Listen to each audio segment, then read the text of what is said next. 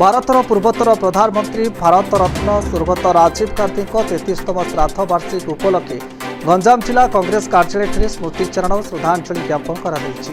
ଆଜିର ଶ୍ରଦ୍ଧାଞ୍ଜଳି ସଭା ଗଞ୍ଜାମ ଜିଲ୍ଲା କଂଗ୍ରେସ କମିଟି ପୂର୍ବ ସଭାପତି ଶ୍ରୀ ଦୀପକ ପଟ୍ଟନାୟକଙ୍କ ଅଧ୍ୟକ୍ଷତାରେ ଅନୁଷ୍ଠିତ ହୋଇଥିଲା।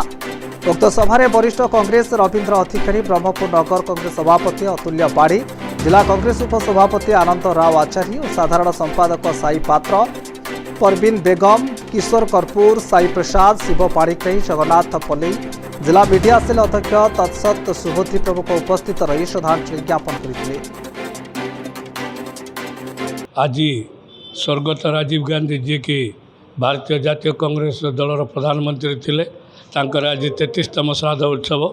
आज आम बापूजी आश्रम गंजाम जिला कांग्रेस कमिटी पूर्व स्वर्गत राजीव गांधी आत्मार सद्गति निमंते आज समावेश होई एठी नीरव प्रार्थना करचु एवं जी की जातीय कांग्रेस नेता थिले एवं प्रधानमंत्री थिले सी देशवासी निजर जीवन को बलिदान देते सी शहीद हो जाते।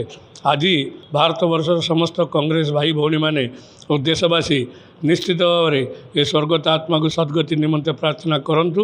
तो आगामी दिन में जो माने जो कांग्रेस प्रधानमंत्री स्वर्गत प्रधानमंत्री राजीव गांधी देशपाई जो बलिदान देते कांग्रेस दल को आगामी दिन में भोट दे शक्तिशाली करांतु जहाँकि राजीव गांधी एक श्रद्धांजलि हेब। ब्यूरो रिपोर्ट विप्लवी परिक्रमा।